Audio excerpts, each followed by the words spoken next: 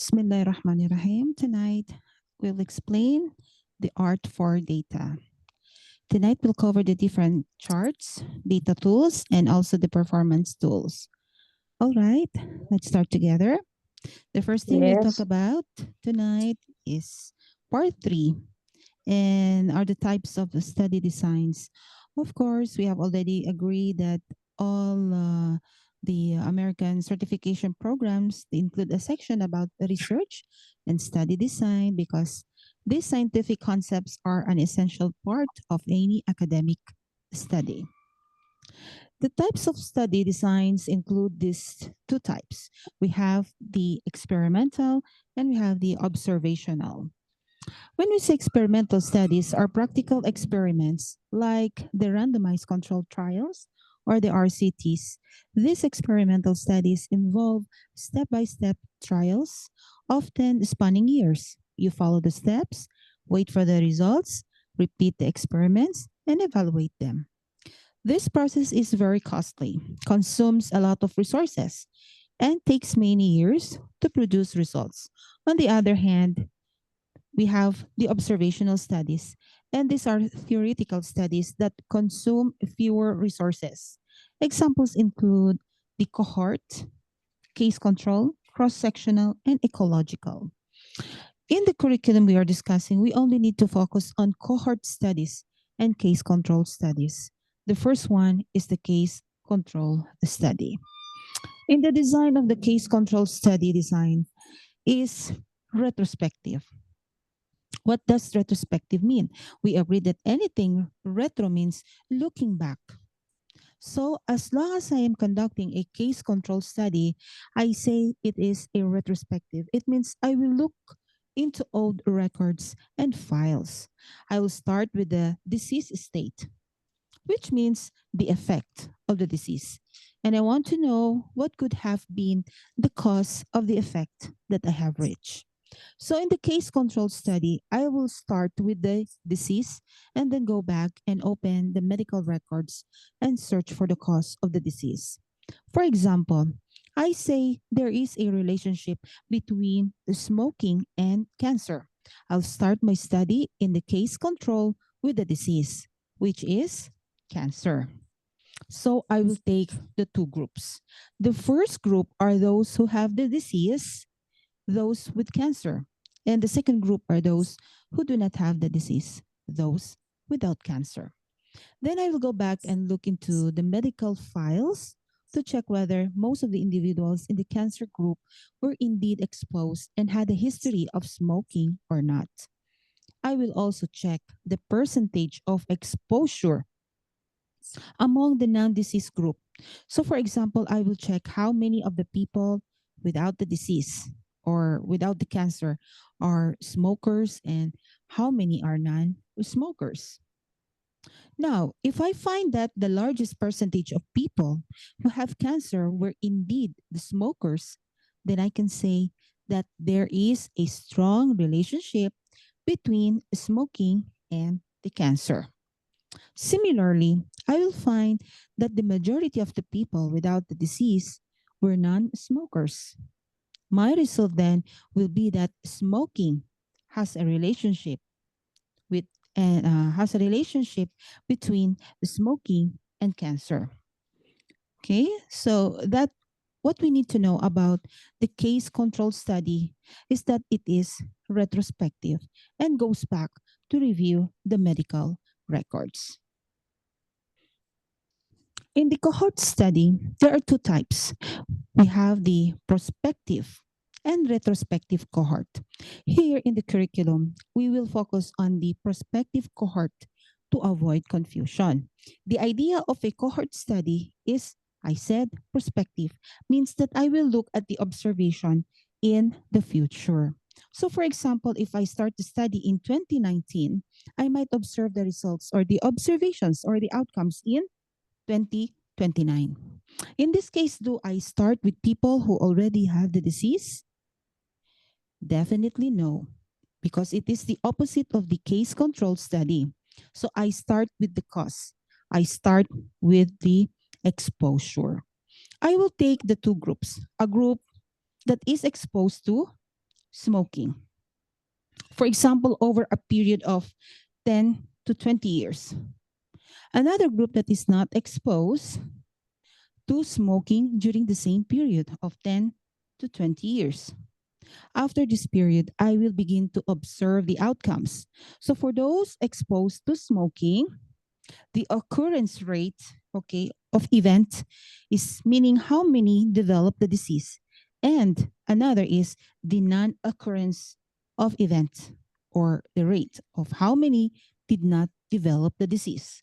For those not exposed to smoking, so we have to check the occurrence of event and the non-occurrence rate.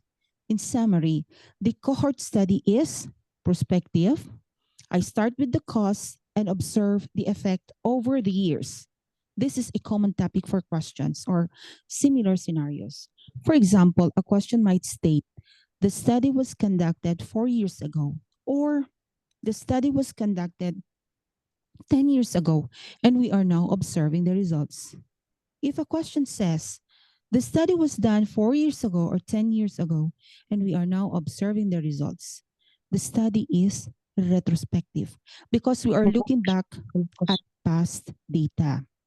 So if you encounter a retrospective study that looks back at data collected years ago but observes the results now, it is still considered a cohort study. So don't worry, we will go over all of this in detail. So the difference between the case control study and the cohort study should now be clear. Is the difference clear to you, Radha? Yes, yes, yes, Okay. yes. Okay, One thank you. is retrospective, another one is prospective. Very good, Radha. Okay. Mm. So let's take a look at descriptive statistics and how we describe the statistics or the data we have collected. The first step in the process is to establish a plan for data collection. Identify the data collection method and do a proper identification of the data you are going to collect. Then proceed to collect the data. After collecting the data, we will organize it into tables so we can classify and display it. This is called data organization and aggregation. Afterward, we move to data display.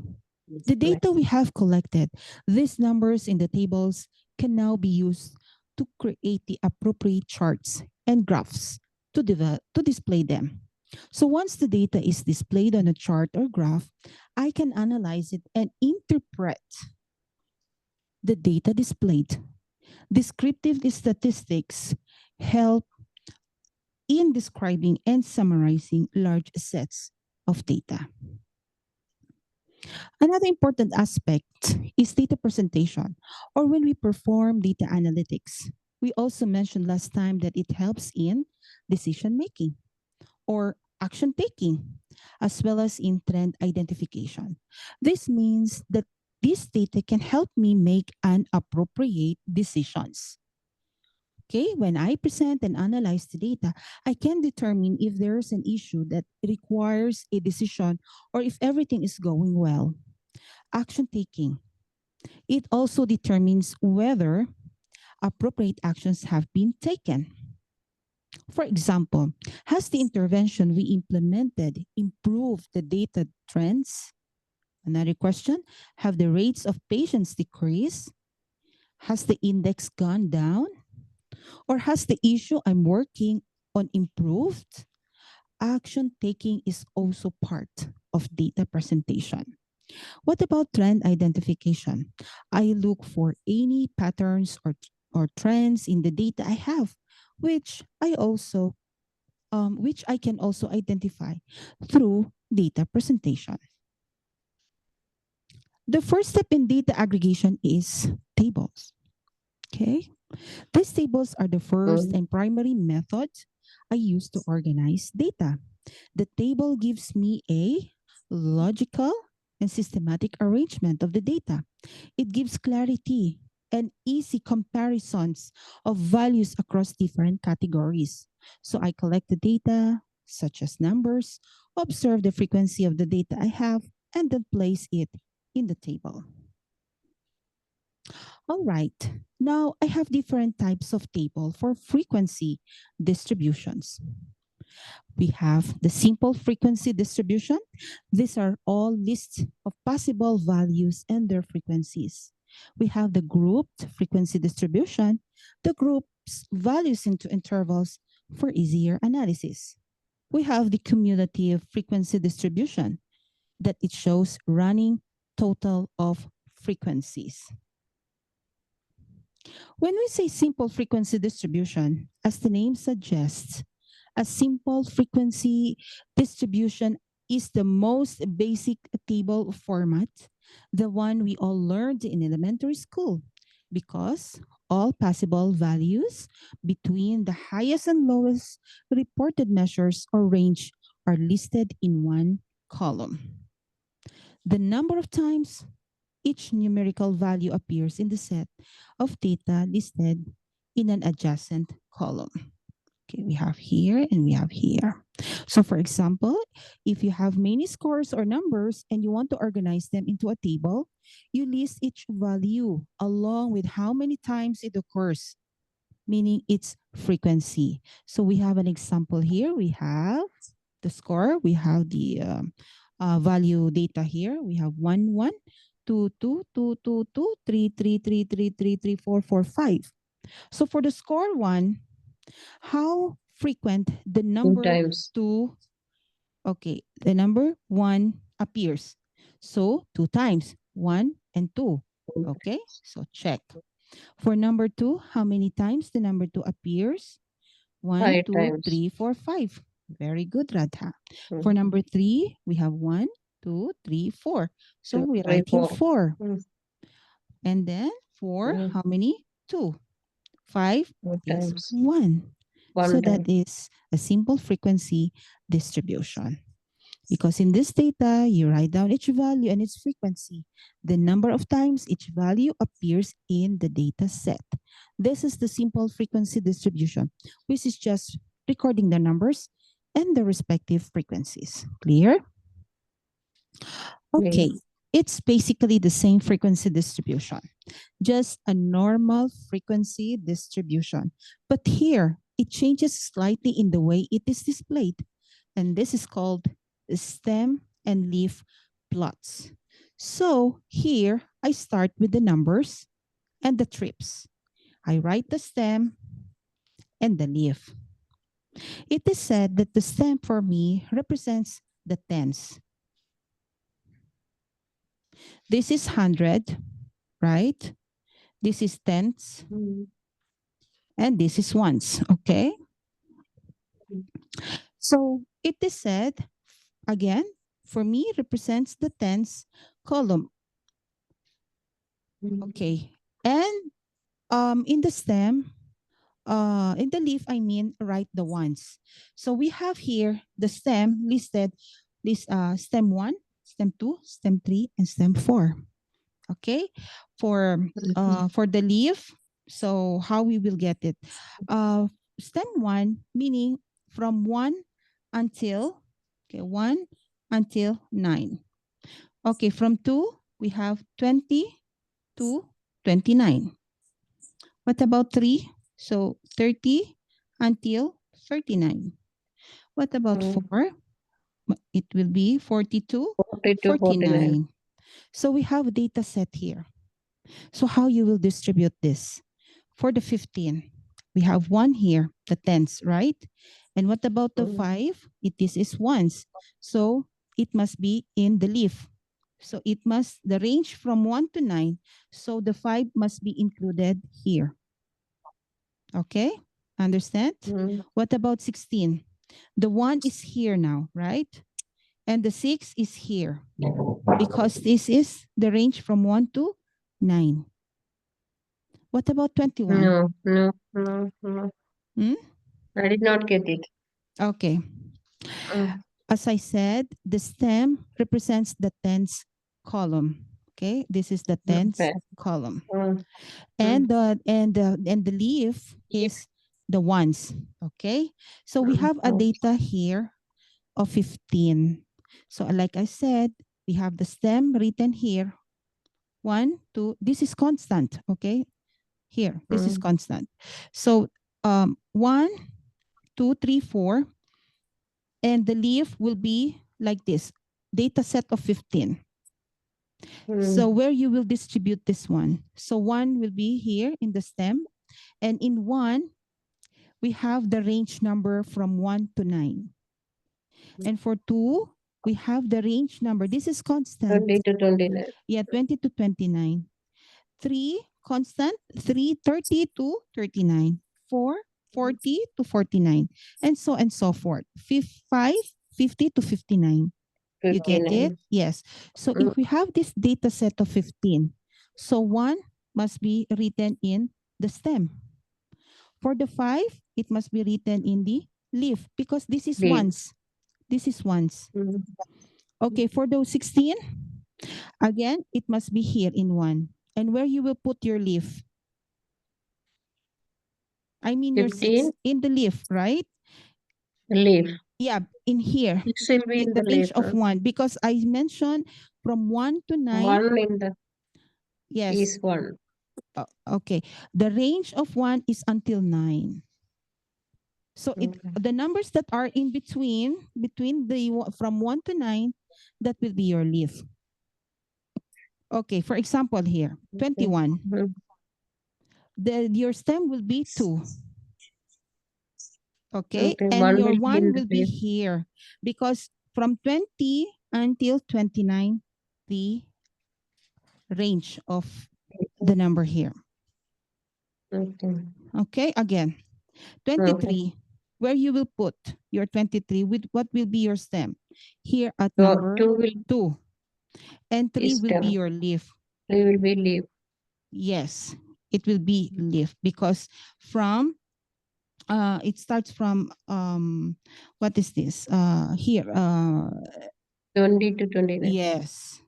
From 20 to 29. You understand now? Okay, what about the 30? 303 stem. Okay. And your leaf is 0? 0. Yes. Leaf. Okay, what about your 32? 3 is stem and 2 is leaf. Yes, because 30 to 39 belongs here. What about 40, 41? 4 stem and leaf 1.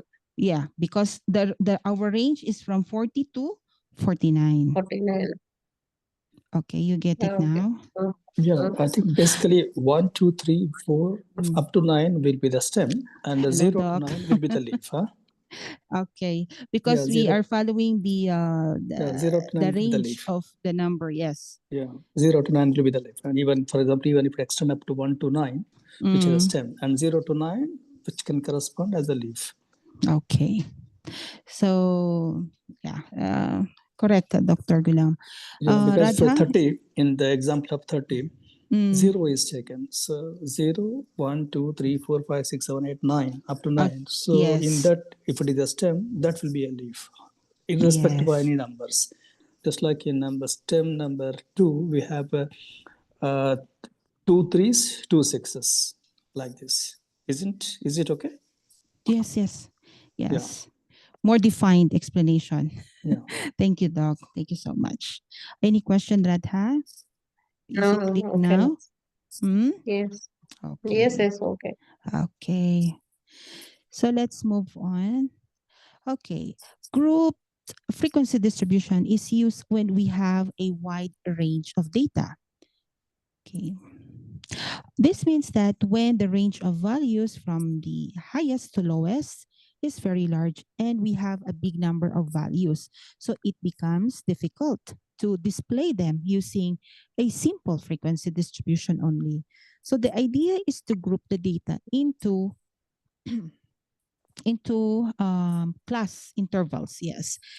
For example, if I want to present data on age, I will group the ages into ranges instead of listing them individually from 90 to 99, which is a lot of numbers.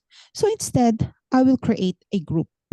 So from 19 to 29, meaning from 29 to less than 19.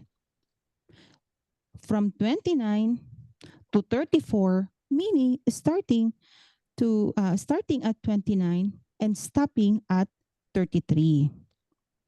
From 34 to 39, meaning starting at 34 and stopping at 38, and so on. For each group, I calculate the frequency of how many times values in that range appear in the population or data set. Then I record the frequency for each group. This format is the grouped frequency distribution. Of course, in exams, you won't be asked to organize the numbers yourself or display them using group the frequency distribution. You just need to know that if the data range is small, use simple frequency distribution. But when you have a wide range of data, use grouped Group frequency the frequency. distribution. Is this clear? And Okay. this usually, if we permit to add, usually when we see in the clinical research, the demographics are used in this group distribution of age. Mhm. If you do the clinical trials, like when we do this one, demographics, for example, if I'm Yes, recruiting any demographic. patient, so Yes, a wide my range of wide range of data it. set. Yes, correct. Thank you And for there that, is Doc. one deficiency in this example, Mm, 19 to 29, again mm. 29 to 34, and there should be specification that 19 to 28, then 29 to 34, 35 to 39. In that should be there, but this is some error. Okay, we can accept this error. Yes, yes. Okay, thank you for that knowledge, Doc. Okay, so do you have any more question, Radha? No, no, it's okay. Okay, so this is clear. Thank you for that, Doc. Thank you so much. Okay. The cumulative frequency distribution is calculated as the sum of the frequency of that value or points or class of values plus the frequencies of all points or classes of smaller value. This involves calculating the cumulative value of the frequencies you have already obtained. So for example, let's say I have grouped the frequency distribution here. Okay. So this is where I have divided my values into ranges, and for each range, I have listed its frequency. Now, I want to calculate the cumulative frequency. If I am drawing a bar chart or any other type of graph, I might need the cumulative value to display the data. The cumulative frequency is the frequency value for the current data point plus the values of all the previous frequencies. For example, the cumulative frequency for the first value will simply be its frequency since there are no prior values. So for example, we have here 42. So there's nothing to add to it. The cumulative frequency for the second value, okay, which has a frequency of 70. So it will be 70 plus 42. It will give you 112. For the third value, which has a frequency of 99, the cumulative frequency will be 90 plus 70 plus 99 will give you 211. For the last and so forth. Okay, so you just add um, this one, 42 plus 70 plus 99, 74 will give you 285. And then plus 285 plus 52 will give you 337, 37, and so on. So for the last value, which has a frequency of 22, the cumulative frequency will be the sum of all the frequencies. So meaning 42 plus 70 plus 99 plus 74 plus 52 plus 40 plus 22 will give you a sum of 399. So this reflects here. Okay. So at the end, the total cumulative frequency is equal to the sum of all the individual frequencies, which is the final cumulative frequency value. All right, so that's how the cumulative frequency distribution works. Clear? Yes. The first thing we mentioned is the table. So the table includes frequency distribution in cases where the values can be grouped, or when I display them as a grouped frequency distribution in cases where I have a wide range of data. I also use frequency distribution when I want to calculate the cumulative values for numerical data. Next, we have the graphs. Graphs are data display techniques. I can use graphs to display trends, such as with a line graph for control and treatment. I have graphs for frequency distribution, such as the histogram. I have graphs that I can use for comparison between data sets, such as the pie chart, the bar chart, and the Pareto chart. Additionally, the line graph, which is both control and the treatment, can also be used for comparisons. I have graphs for relationships, such as the scattergram. So let's go through each of these one by one. The graph for frequency distribution. We have the frequency polygon. The frequency polygon is simply a line graph. It's very clear. For example, if you have a table and you want to display, okay, you want to display, so we have a value data set here of 3, 5, 7, and 9, okay? If you have a table and you want to display it on a graph, you use the frequency polygon. You take each value, check its frequency, okay, and then plot these values as points on the graph. For example, 3, 5, 7, 9. So you just plot it 3, 5, 7, 9, and so on. So you plot and connect these points with lines, and that gives you the basic frequency polygon. Nowadays, this is done easily using programs like Excel or other software tools. All right, so this is called the frequency polygon. Clear? Can I have one question? Okay, Doc. In this one, how you determine the x-axis and y-axis, on what basis? For the X and Y. Okay, this is the Y and this is our X. Yeah, on what basis we decide? Any basis for deciding which should be on the x-axis and which should be on the y-axis? Because this asked in two questions in previously when I was doing my quiz.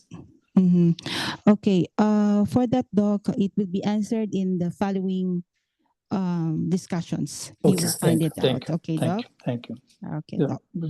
So I will proceed now. A histogram is essentially used for frequency distribution. It's like a bar graph, but the bars are continuous, meaning they are connected to each other without any gaps. As you observe, without any gaps at all. So this is because the histogram represents a continuous variables to express population. It is used to display only one variable, just one variable. So for example, it could display height, weight, or the number of population, but it cannot display more than one because it's only for one variable at a time. A histogram, as you can see, consists of connected bars and is used for continuous data. If you recall, we mentioned that if our data is continuous, we display it on a histogram, a run chart, or a control chart. A histogram is specifically used for continuous data as evidenced by the examples of height or weight, both of which are continuous data because they can include decimal values. For instance, in a histogram displaying height, the data ranges from 59 to 75. You can observe the frequencies such as how many individuals fall within a specific height range. So for example, from 59 to 65, okay, from 59 to 65. So we have here, how many people fall within that range? It is 0.15. Oh. The histogram, therefore, consists of connected bars used for continuous variable, representing the frequency distribution of a single variable. All right, so this is the tool we use for frequency distribution. It's also possible to combine a polygon with a histogram, creating a histogram polygon. Okay. So this combination includes the lines placed at the midpoints of each other, connecting the points to form a polygon while aligning with the histogram. Okay, this one, the forms. Okay. This combination includes the lines placed at the midpoints of each bar, connecting the points to form a polygon while aligning with the histogram. So you have both a histogram and a polygon together, and which we call histogram polygon. Of course, you are not required to draw these graphs, but it's important to know that the histogram is used for continuous data. Let's look at the graphs for comparison. The first one is the pie chart, which is in circular shape. A pie chart is divided into sections where all sections combined equal 100, 100%. Each section represents a portion of the whole. Example, 35% represents mental health. 18% represents cancer cases. 33% represents cardiovascular Cardio. diseases. 4% chronic respiratory, 10% chronic respiratory diseases, and 4% represents 4% diabetes. diabetes. So if you sum these percentages, they will equal 100%, meaning each part of the pie represents a portion of the whole. A pie chart can also be used to display data like patient satisfaction across different departments. So for example, patient satisfaction in parking, patient satisfaction in nutrition, housekeeping, or communication. Okay, so I have a question. Does the pie chart display continuous data or non-continuous data? What's the answer? Non-continuous data. It is a non-continuous data. Very good. It's a non-continuous data. Okay. Look at the difference between a bar and a histogram. The histogram is used to display one variable, as I've said, whereas the bar graph is used to compare between different groups or two or more categorical variables. For example, in the bar graph, I can compare the number of the participants that report sharing with recipient group, such as the professionals, okay, family members, other people, public health entities, social media, or colleges, and compare their contribution levels. I can also use it to display causes of problems, such as identifying issues within a hospital. Now the question, what type of data does the bar graph display? Is it continuous or non-continuous data? Again, it's a non-continuous data. Okay, Radha. Yes, non-continuous. Excellent. The bar graph is used for non-continuous data and to compare different groups. It can also be used to display two or more categories, which means categorical data, unlike the histogram, which is only used for one variable. Continuous. In summary, the bar graph is for non-continuous data and allows comparisons between different groups or categories. Categories. The Pareto chart is a kind of frequency distribution curve and kind of bar chart. And it's the only chart that contains lines and bars. It is based on a rule called 80-20 rule. What does this rule mean? It means that 20% of the problem in your organization, if resolved, will create a positive impact on the remaining 80% of issues, or 20% of the effort you exert will yield 80% of the positive results. How do I apply this rule? First is to draw a basic Pareto chart and display the causes of the problems within your organization. Use the chart to prioritize the issues that need to be worked on first. Next, draw the cumulative percentage or line showing the cumulative percentage for each problem. Now move to the 80% mark on the cumulative line. Okay, so this one, cumulative line. As the rule focuses on this 80%, at this point, draw a horizontal line. So which is our horizontal line is this one, horizontal line. Okay, to intersect the cumulative line. This horizontal line divides the chart into two sections. The first section represents the 20%. Okay, the 20% of the problem, and the second is 80% of the problem. Okay, which problem do we address now? You focus on the 20% of problems because resolving them will have a positive impact Person. on the remaining 80%. These 20% of problems are called the vital few. The remaining 80% are called the trivial many or survival issues that don't require immediate attention.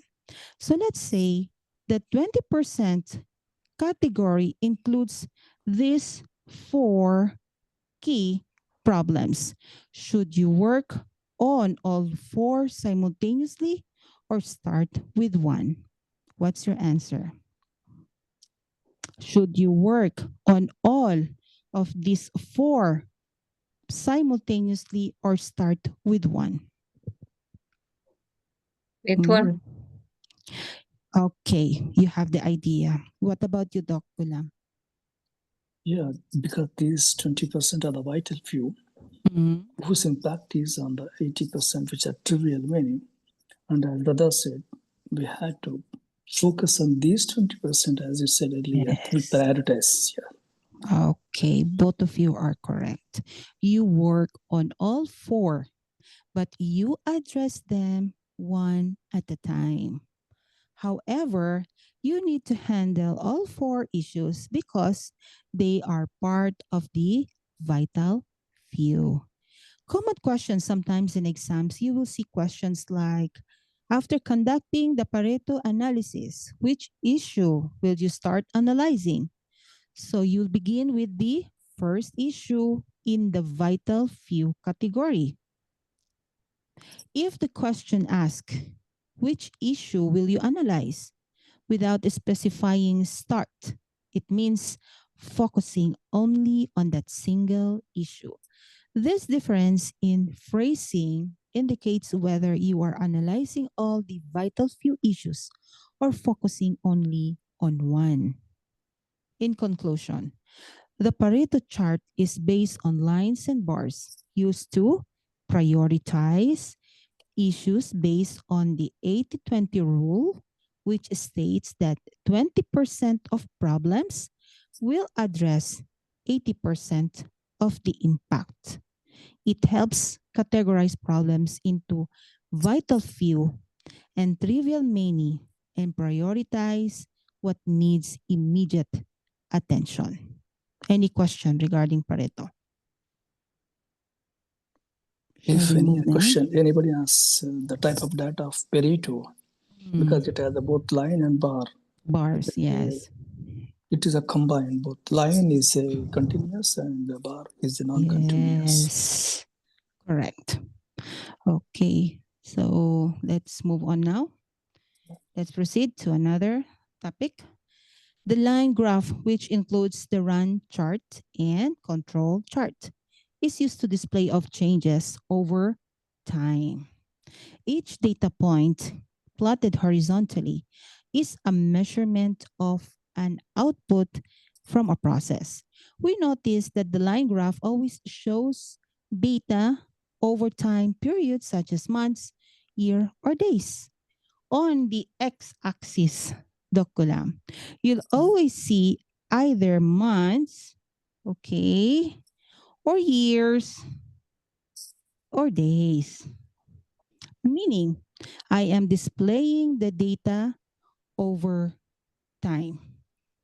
Is this answered your question a while ago, Doc? Okay, Yeah. this type of graph is useful when you are monitoring data or displaying data over time.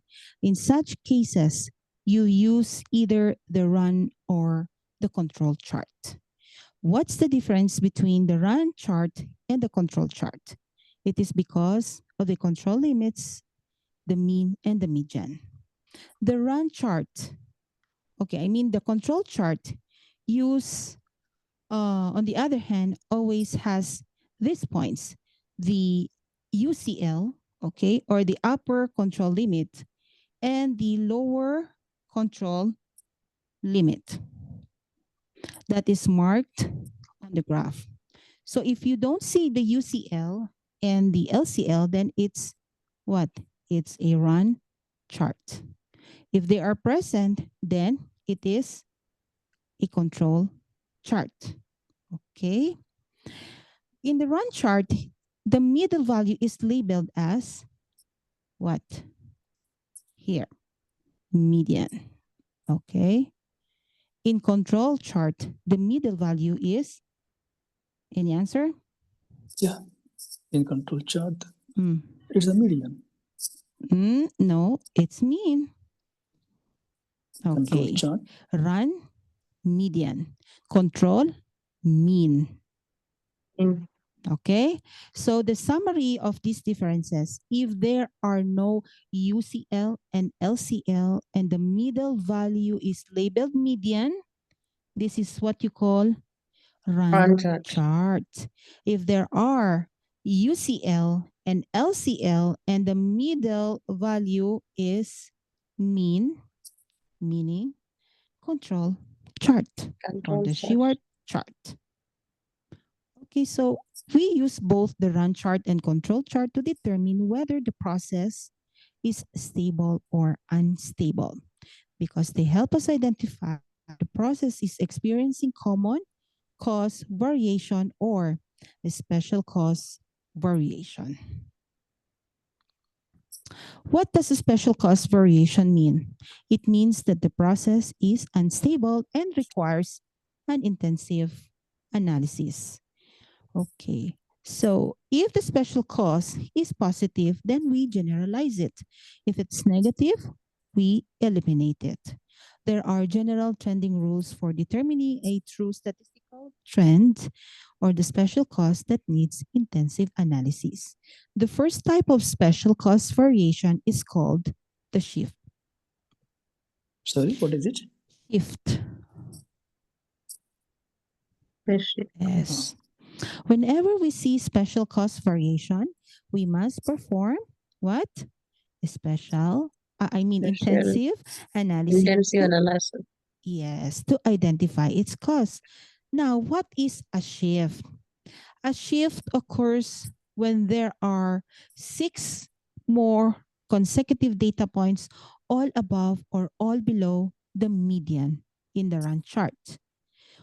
8 or more consecutive data points all above or below the mean in the control chart. Values that fall on the mean median itself do not count in terms of the start, break, or end of a shift and are not included in the count for a shift. Now, how to identify the shift in the run chart? For example, the middle line represents the median. Since no upper control limit or lower control is drawn, right? Okay. So in here, okay, how to identify the middle line represents what I said, it's median for the control. Since no upper control limit or lower control is drawn. So check if there are 6 consecutive points or more, either all above or all below the median. So in here, like this one, the key rule here is if a point falls on the median, do not count it. Okay, so we have here. What about for the points after one on the median? So if they are in the same direction, continue counting. If they change direction, then stop counting. So for example, now we have here 1, 2, 3, 4, 5, 6. 6 consecutive points and one falls on the median. What you will do? Should you count it or skip it? If it is shift or more, you 1, should count. 2, 3, 4, 5. This one. This must not be counted because the key rule, as I said, if a point falls on the median, do not count it. What about this? What about this? 1, 2, 3, 4, 5, 6, 7. This you counting for the green one. If you count about the red one, 2, 3, 4, 5, and your 6 consecutive points here falls here on the median, so you have to skip it. Yeah. Then no, I'm if asking the about next the left point, one. I'm asking the left one, the red points. This one, okay. Doc, can we just focus Okay. here? Okay, Doc. So we have to skip in any point that falls on the median. Then if the next point is in the same direction, then I continue counting, meaning 1, 2, 3, 4, 5, skip, then 6, 7, 8. Okay? But if a point moves in a different direction, meaning, okay, I stop counting. Okay, that is in the run chart. In a control chart, we use 8 or more points instead of 6. So if 8 consecutive points are either above or all below the median, it is considered a shift. So another example. Okay. For example here, a point on the median. You see here, a point in the median. Will you count this one or not? No, do not count because it falls on the median. If the next point moves below, meaning the next one, so stop counting as well. If the total number of consecutive points is 6 or more, then it is a shift. So as you can see here, this is not a shift. Okay. A key rule again. Is it confusing? Okay, so if the chart is a run chart, the shift is having 6 or more points. Always remember this one. So for example here, 1, 1, 2, 3, 4, 5, 6. This is example of the shift in the run chart. For control chart, you will need 1, 2, 3, 4, 5, 6, 7, 8. Okay, so this is an example of shift in a control chart because composed of 8 or more points. Clear? So we have to take note also that, again, the run chart focuses on the median. And any point on the median is not counted. The control chart focuses on the mean. The mean and has additional lines for UCL and LCL. So to recap, check first whether the chart is a run chart or a control chart. If it's a run chart, look for 6 points, 6 or more. If it's control, look for 8 or more points. Follow the same direction until a point changes direction. If a point falls on the median, do not count it. Regarding this one, Doc, we will return on this later on because this is not a shift. Okay, this is a trend. Any question regarding the shift? No. Before I will shift to another lecture? No. Radha? Yes, sir. Okay, We if can you need, continue. if you need, I will teach you one by one, inshallah. Okay. Sure. Okay, so let's proceed now. Let's proceed to next topic, which is the trend. Next, we'll look at the second type of the special cause variation. If the process is stable or unstable, if we observe any of these conditions, it means the process is unstable that requires intensive analysis. Trend. A trend does not respect the mean or median, meaning it disregards these central values entirely. So, what is a trend? A trend is when 5 or more consecutive data points. Okay.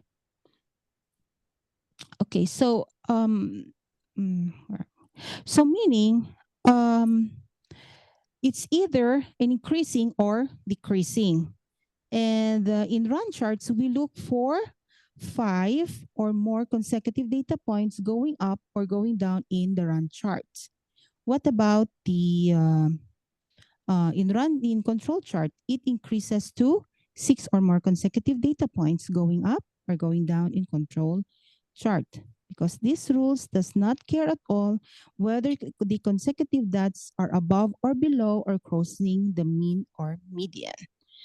Okay, however, so if 2 or more consecutive data points are the same, one of them is not counted. So for example, on a run chart, there is no upper control limit or lower control limit. If you find 6 consecutive points, either all above or below the median, then it's a trend. Similarly, in a control chart, it must be 6 or more points. Look at the graph. If 2 points are at the same, okay, if 2 graphs are at the same, where am I? Level, so they count as 1 point. So for example, here, we have here, okay, in here. We will count 1, and this one will be 2, and this will be 3, 4, 5, and 6. Okay, so if 2 points, as I've said, at the same level, okay, they count as 1 point. Understood?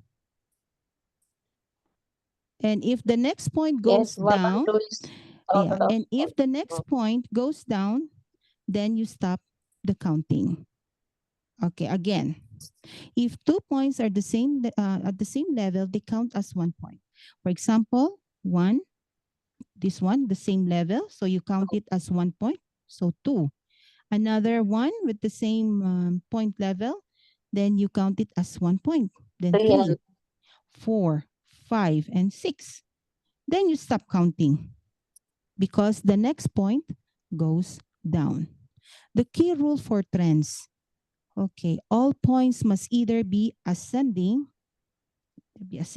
or descending. Say ascending, this one is counting up, up, up, up, up, up, and when down, it change direction, so stop counting. Or in descending, okay, it goes down, down, down, down until change direction, so stop counting. If 2 points are at the same level, they are counted as 1 point. one. Once a point changes direction from increasing to decreasing, so stop counting. It is a trend. Okay. So now I have a question here. Okay. So identify which is the trend here. Dokulam, which is the trend here? On the left side is the trend, which is the Yes. break point. The one that you have asked. Yeah. And it has how many points? Almost 8. One, one, two. This is 1. The Mm. 2 are same. 1, 2, 3, Mhm. 4, 5, 6. 6. 6 only? Yeah, because these two are on the same level. These two are on the same level. If I say this is on the median is 1, then 2 are on the same, which you consider as a 1, then 2, 3, 4, 5, 6. Okay. What about you, Radha? How many points do we have here?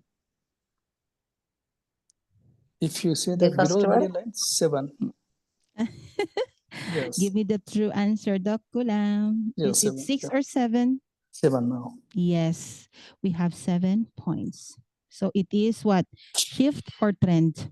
It is a, Hmm? this is a This trend trend. now. Yes, this is a trend. Very good. What about this one? 1, 2, 3, 4, 5. 1, 2, 3, 4. So this is Okay. only, yeah, this is really, it is not the points which is less than 6. So we don't Okay. count. No need to count. Is it a trend, Radha, or a shift?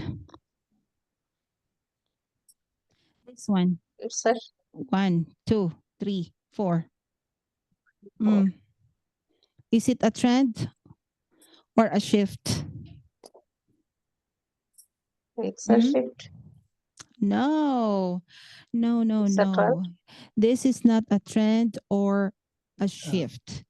Please Shift. remember, in the run chart, the trend, look for 5 or more points 5 in a or more. Okay. consistent direction, ascending or descending. When we say shift, look for 6 or more points consistently above or below the median.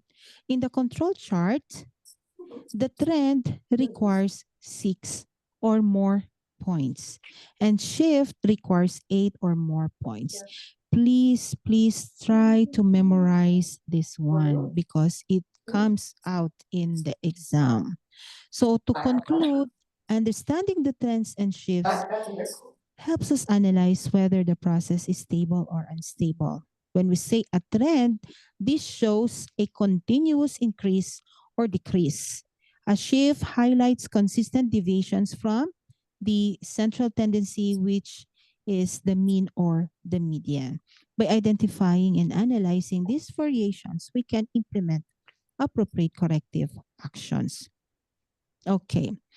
So let's move on to the third thing, the cycle. What the cycle tells you. What does it look like? Like the teeth of a comb or forming a sawtooth pattern, provided that there are 14 successive points up and down, meaning we will find 14 points or more going up, down, and often the reason for this cycle is that there is systematic or affecting something in the process that influencing it. We'll find what in here. It keeps going up and down around the median, up, up, down, and their counts is 14 or more. So this we all call a cycle in the case that there are 14 or more points of up or down. This cycle is also considered one of the cases of special cause variation and needs intensive analysis. We have another here is the astronomical value. Okay. In here, what is an astronomical value? So this refers to a single point with no other points in the data set that stands out dramatically from all the other points. It is a value with no other data points remotely similar in the data set. This is not a common variation, but an extreme one and is typically represents either best practice or sentinel event. When we say best practice, an instance where performance exceeds expectations significantly, while sentinel event, a one-time event or anomaly that warrants investigation due to its unusual nature. This concept is critical because such values can hold significant meaning and provide insights into what's going right or what's going wrong. Okay, so how to interpret the astronomical value? So, as I've said, possibly either it's the best practice or the sentinel event. If this data point reflects something positive, such as an exceptionally high performance or outcome, it could represent the best practice. And then for the sentinel, if this point reflects on unusual negative event, such as an extreme failure error, it requires an immediate investigation. Okay, I'll tell you there's a point that deviates far away. So that is astronomical value. Far, like this is in the single data point, and it is called the outlier point or the remote data point. Often in the case where I have a control chart, I'll find that the point that deviated far away has crossed the upper limit, control limit. Okay, the upper limit here, I'm sorry, the upper limit. Okay, the upper control limit. And then this one, it may have crossed it, or even if it has not crossed it and is far away from the rest of the data, it is still known as astronomical value and must also undergo an intensive analysis. It might be an intensive event or a basic practice. So for example, if you set your upper limit at 90% and you're presenting data related to hand hygiene, and in 1 month you find a point that reached 100% and exceeded the upper control limit, then this is not a systematic error or a systematic cycle.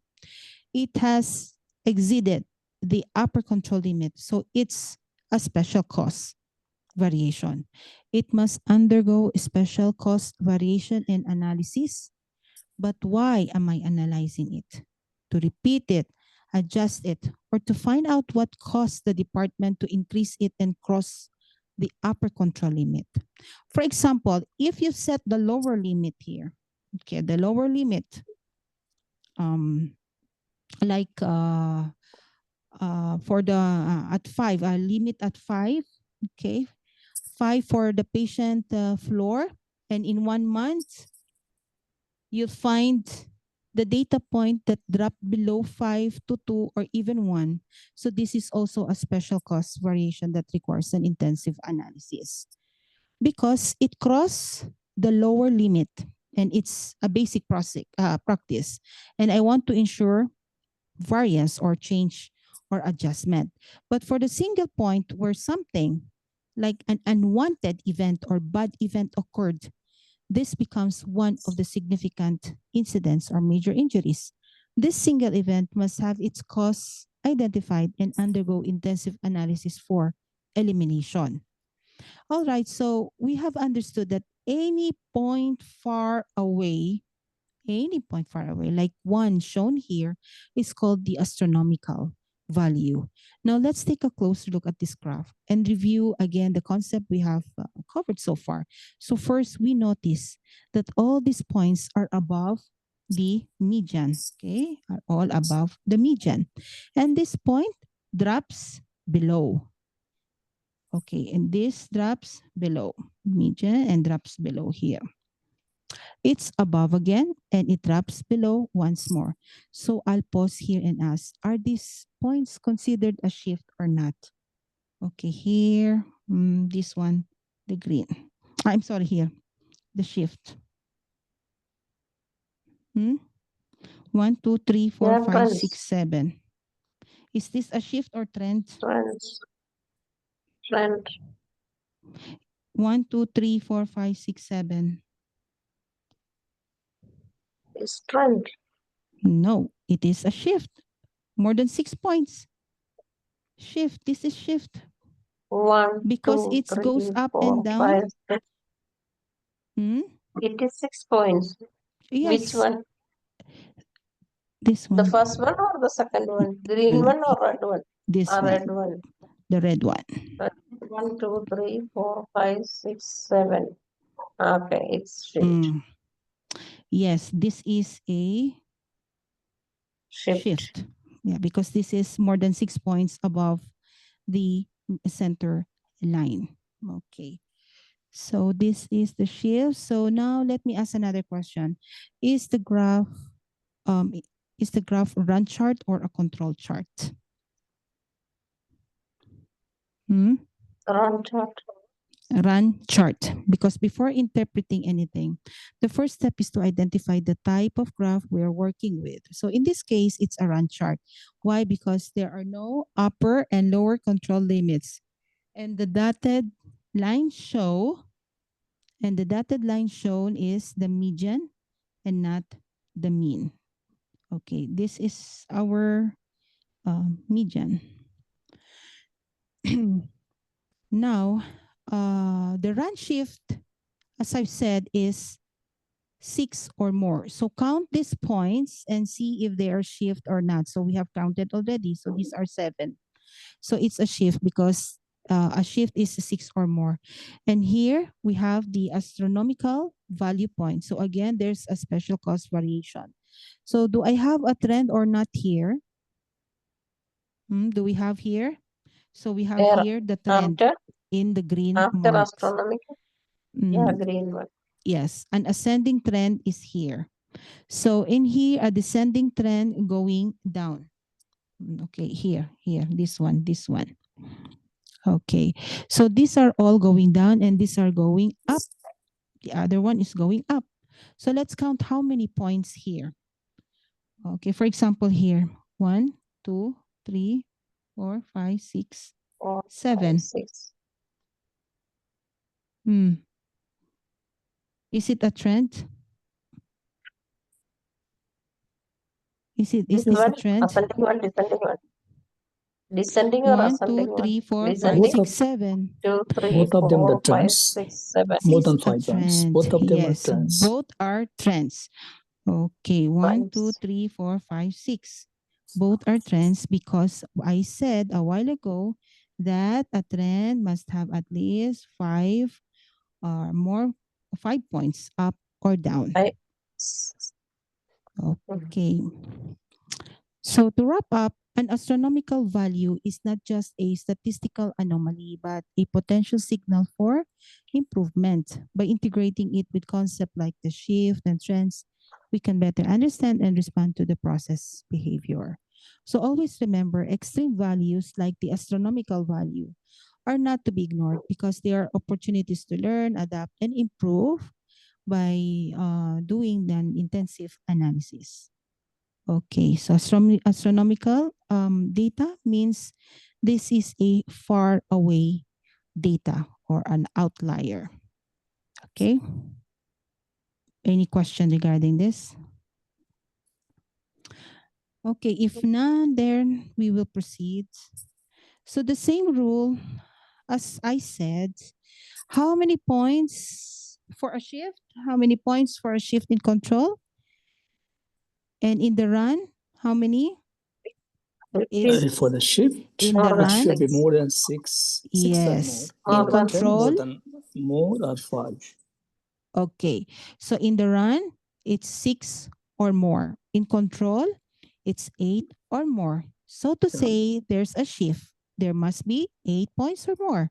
So if we look here, this won't make 8.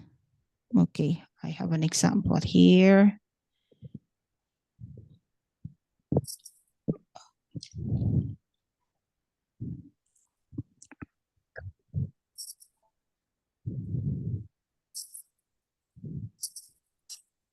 Okay.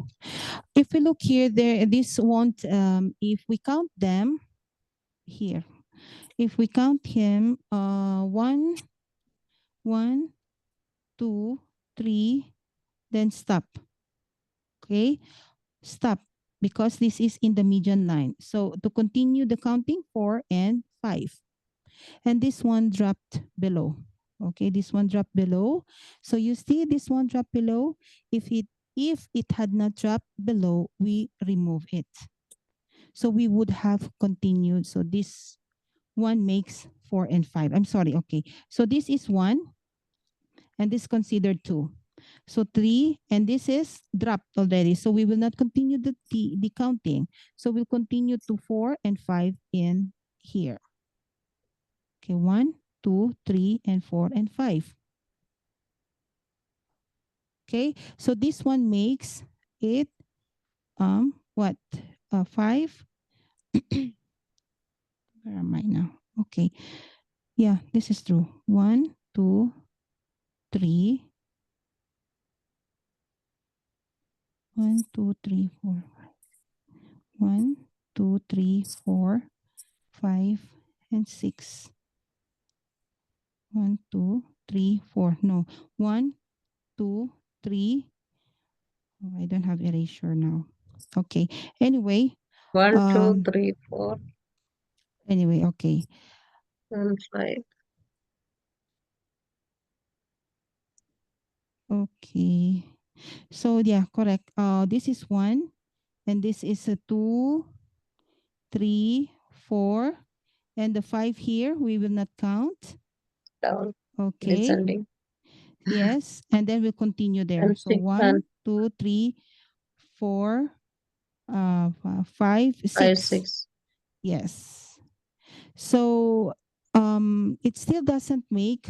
Does it make a shift? Does it make a shift here? 6 or more. Does it make a shift? 6. 6 or more? 6. 6 or more. So it makes a shift. Okay.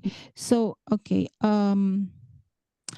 It cannot be considered as a shift because a shift must be 8 in the control, because you see this is a control chart. So as Yeah. we mentioned that it must have 8. So Yeah. here The there run is no chart. shift. Now let's look at the trend. Okay. Does this count as a trend? In here. Is this a trend? 1, 2, 1, 2, 3, 4. Okay, stop here. Okay. Is this a trend here? Mhm. No, again, no. No. 2, 3, Yes. no.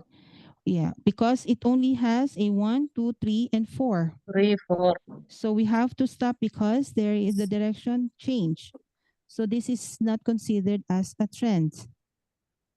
Okay, because a trend has 6 or more. Okay, for the run chart, we have at least 5 or more, and in control, 6 or more. So this does not count it. Okay, so let's check this again. Okay, here, this one, the unstable trends. So let's count. 1, 2. Okay, how many points? How many points here in the 1, unstable 2, trend? 3, 4, 5, 6. Mm, Unstable trend. okay, because here this is a descending. Okay, this is a descending. It's the level is going down slightly. Okay, actually this the drawing is wrong.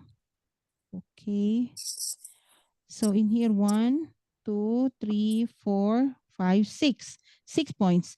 But as you can see, it must be. It looks like this. Is Okay, descending. yeah, because descending.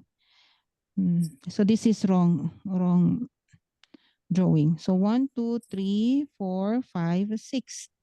Okay, so this one makes the level must all be descending, so it's a trend. Okay, this is an example of a trend. So 6 or more. So these 6 points are in descending order, and it becomes clear that it's a trend because it has 6 points in a control chart. So the upper control limit and the lower control limit and the central line here is the mean. Okay, mean. This is mean because this is a control chart. So the trend must be 6. So they must all be either descending or ascending, pointing the 6 trends. So let's look at here in the second image. We talk about the shifts and the trends. Okay, so now in any point in the control chart that crosses the lower control limit or the upper control limit, okay, is considered a special cost variation. So for example, this point that crossed the upper control limit, this is what we call the astronomical value. So this is a special cost variation. Another point here, okay, cross the upper control limit as well. So this is, as I mentioned, a special cost variation. So what about for the in here? What about here? Okay, here. This point is higher. Okay, this point is higher than this one. So meaning that it cannot be adjusted this way. So the control chart follows the same rules as the run chart with some adjustments. The shift counts changes from 7 to 8 points. The trend in the run is 5, in control is 6. After that, any point above or below that crosses the upper or lower control limit is considered a special cost variation. Okay, so again, this point that cross the lower control limit is considered as the astronomical value or data. And this is a special cost of variation. So is there any trend here in the image, in the picture? Is there any trend that you can trace here? No trend. Trend? Is there a trend? You can see any trend here? Okay, so there is no trend or even there is no shift here. Okay, so again, the trend in the run is 5. In control, how many? It's 6. 6. Okay, so are we clear in here about the control charts? Okay, so another rule that the Nelson rule is specific to control charts is the Nelson rule. Okay, not good in drawing. I'm not good in drawing. Okay. Okay, for example, this one is the mean. Okay, that we have this as the mean point or the central point in the case of the normal distribution. So for example, this is the normal distribution. Okay, we said that the distance from the first point to the second point is 1 standard deviation. Okay, here's two standard deviation. From here to here is the 2 standard deviation. What about here? From here is the 3 standard deviation. And also the other side, which has also the negative side. Okay, here is also what? Negative 1 standard deviation. And here negative 2 standard deviation and negative 3 standard deviation. So we divide the zones in the control chart into A, B, C, and outside to the inside, A, B, C. Of course, we agree that any point on the upper or the lower control limit is considered this is the upper control limit, and the lower control limit is considered a special cost variation. Now, zone C represents how many standard deviations in zone C? How many standard deviation in zone C? 1. Okay, yes, it's 1. 1 positive and 1 negative. So I'm talking Negative. about, yes, I'm talking about the negative zone here. So yes, 1 positive and 1 negative. Okay, what about the zone B? This represents how many standard deviations? 2. Yes, 2. 1 and 2. Okay, 1, 2. 2 standard deviations positive, and here 2 standard negative standard deviation. What about zone A? Zone A represents the 3 standard deviation. So here are 3 standard deviations positive, and here are the 3 standard deviation negative. So this is the Nelson rule, but this rule doesn't usually comes in the exam. Okay.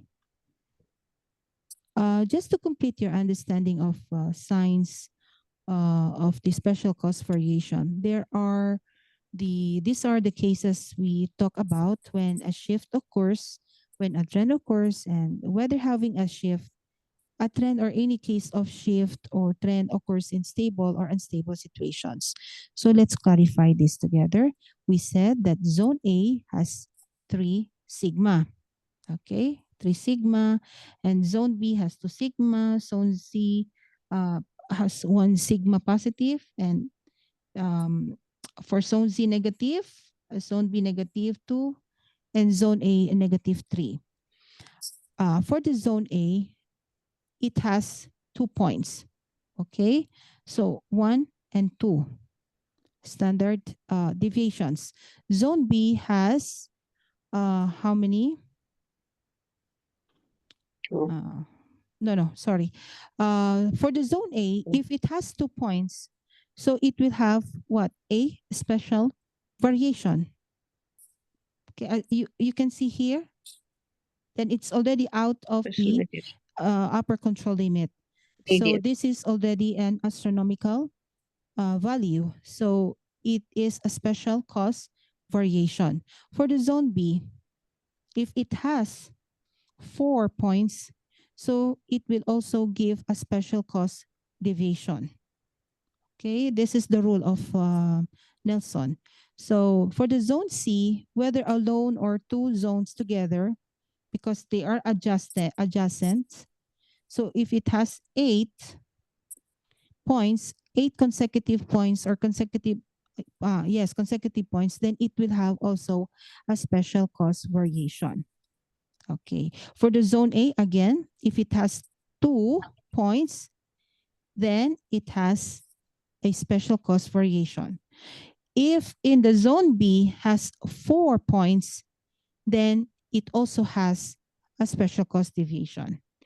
If the zone C, because they are adjacent, so if it has 8 points, 8 successive points, then it will have also a special cost variation. Okay, for zone A, if you see 2 points, 1 and 2, like I said, there's a special cost variation. If not, then there is not one. For zone B, if it has 4, for example, here, 1, 2, and 3, 4. It has 4 points. They don't necessarily have to be successive or consecutive. It will still have a special cost variation. Similarly, for zone C, if it has 8 points, it will also have a special variation. So this is called the Nelson rule. People working in the quality control might know more about it, but for us, it's not important to know all the details about the Nelson rule. What's important is to focus on the shifts, the trends, and stability versus instability. So this is just a glimpse of what the Nelson group is. Graphic presentations of relationship. So we have the scattergram. The scattergram displays the relationship. We will notice that the scatter diagram shows the relationship between the two variables only. So it shows the relationship. So for example, between the number of staff and the patient floor. So I'm displaying the relationship between the two variables. So if the relationship in the forward direction, okay, in the forward direction, we call it the positive relationship. If it's in the opposite direction, so going down, it is the negative. Okay. A positive relationship means that the first variable increases and the second variable increases also. So a negative relationship is the opposite. A negative relationship means that as the first variable increases, the second variable decreases. This relationship can be positive, negative, or zero. Okay, so zero. Where it is the points are in circular. So if the points are circular like this, it means R is equals to 0 and which is the Mhm. correlation coefficient that we discussed last time. If R is equals to 0 means there is no relationship at all between the two variables. So here the relationship is a positive relationship in here, and here is a negative relationship. Positive and negative relationship can be strong, weak, or moderate. Okay, and this is strong because all the points lie on one line. So this is weak because most of the points don't lie on the line but around it. Here it is a strong negative. Here is a weak negative, and here is a what is this? Okay, here's a weak negative. So here is a negative, moderate negative relationship. When we say moderate means most of the points lie on the line, lie on the line, but there are points that don't. So it's moderate. It's negative because the line is in the opposite direction and not forward. Okay, that's the scattergram presentation of the relationship. Okay, this time I'll tell you about the two sheets that we can use for relationships, and we will divide them into two parts. So these are the cause and effect diagram and the flow chart. The cause and effect diagram, also known as the Ishikawa or the fishbone diagram, it displays the relationship between an effect and all possible causes. Is the diagram I used to display the causes of problems or the reasons behind the issues I'm facing. For example, I write the problem here and start categorizing the issues, and I have under categories like under people, under patients, technology, and the procedures. So depending on the categories that I have set, and then group the problems underneath them. So that is why used to represent a relationship. For the flow chart is what I call the process mapping. I use it to draw the process and the steps of the process. So I also see the relationship between each step and the other and the one after it. So I can also say that it's used to show relationships. Okay, common cause variation and special cause variation refers to the things that we have discussed together with the shift, trends, astronomical points, and any cycles or any points outside what's acceptable or out of control. These are considered special cause variations. Anything unusual, acute, or extreme is called a special cause. All special causes require intensive analysis and elimination. A special cause means out of cycle, an unusual, assignable, and unusual problem for abnormal, sporadic causes, okay, or outliers. So most of them are outliers. Now, if I have a graph or control chart and I want to search for any special cause elements, and if I don't find the shift, the trends, the cycles, or anything outside the acceptable range, then the process is stable that are inherent in the process. So it might have a common cause variation. This refers to noise, natural problem, random cause, quantifiable, anticipated, chronic, intrinsic, or inlier. Inlier means these are data value that lies in the interior of a statistical distribution and is in error. Because these inliers are difficult to distinguish from good data values, and they are sometimes difficult to find and correct. So this is doesn't no need for intensive analysis. So only ongoing. So we try to improve them, but they don't significantly affect the process, and the relationship is natural. So for example, waiting times for routine service, that's a natural problem. So we don't necessarily want to address it aggressively. We just try to reduce or improve it. But however, if one day the waiting time suddenly jumps drastically, that becomes a special cause because it is now out of control and a major problem. As long as it is naturally distributed, it's a common cause. It's random, uneven, chronic, intrinsic, and enduring. These are all terms for common cause variation. For special cause variation, you must conduct intensive analysis and eliminate it. Now, for common cause variation, here's the trick that might come up in exams. If they ask you, what do you do for common cause variation? Do you eliminate it or conduct intensive analysis? What's the answer? What do you do for common cause variation? Do you eliminate it or conduct analysis? What's the answer? Yes or no? No. Yes, it is a no. Correct. Because common cause variation does not need an intensive analysis because it is ongoing. I only perform ongoing analysis, improvement, and reduction, and focusing on improving or reducing it.